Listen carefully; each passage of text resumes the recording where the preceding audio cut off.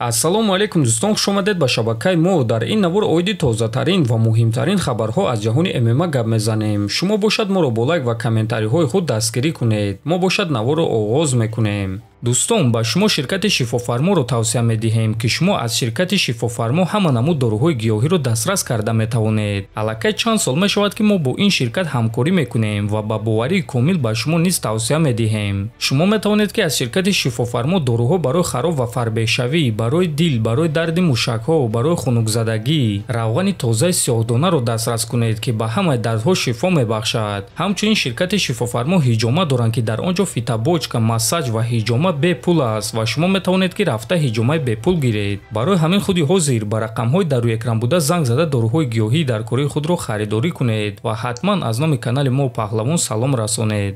ҷангвари бебохти UFC Ҳамза Чимаев дар муҳорибаи унвонии вазни худ ки байни чемпион Дрикус Дуплеси ва довталаб Исраил Адесаня мегузарад прогнози худро дод. биёед суханҳои Чимаевро гӯш мекунем. агар Адесаня ҳоло ҳам мотиватсия ва талоши ғолиб шуданро дошта бошад, пас ӯ пирӯз шуда метавонад. лекин Дуплеси ҳозир мотиватсияи хуб дорад ва акнун ӯ пулҳои хуб кор карда метавонад ки ин гуна пулҳоро кор намекард. вақте ки ӯ чемпион шуда соҳиби камарбанд шуд, бо эҳтимоли калон ӯ бо ташкилот шартномаи нав бо шароитҳои хуб бастааст. барои ҳамин ман ба ғалабаи ӯ боварӣ дорам, гуфтааст Чимаев. хотиррасон мекунем ки муҳорибаи унвонӣ дар вазни миёна байни чемпион Дрикус Дуплеси ва довталаб Исраил Адесаня рӯзи 18 август дар турнири UFC 305 баргузор мегардад ва муҳорибаи асосии ин турнир хоҳад шуд. довталаб барои камарбанди вазни миёнаи UFC Билол Мухаммад эълон карда гуфт ки Хабиб Нурмагомедов Леон Эдвардсро омӯхта барои Мухаммад нақшаи ҷангӣ сохтааст. Хабиб барои ман Леон Эдвардсро омӯхта, ба ман нақша барои муҳориба дод. ман дар ин муҳориба бартарӣ дошта ӯро ғарқ мекунам. ин аз ҳама шоми бадтарин дар зиндагии ӯ мешавад. баъди муҳориба ман ба кунҷи ӯ рафта, коре ки Хабиб баъди муҳориба бо Конор карда буд, ҳамон корро мекунам. ман ба сӯи онҳо капаи худро партофта ба ҳоли онҳо механдам. ба онҳо ангушти миёнаро нишон медиҳам.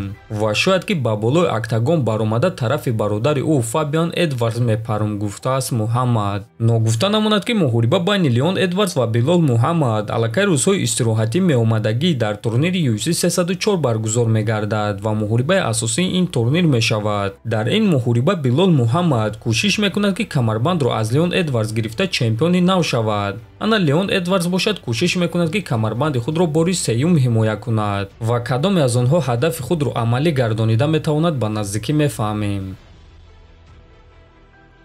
дӯстон, дар интернет навори хеле ҷолиб пайдо шуд ки дар он чемпиони UFC Леон Эдвардс ба ҷангвари ҷавон ва бебохти тоҷик Самандар Муродов маслиҳат оиди гӯштин дода истодааст. биёед якҷоя тамошо мекунем.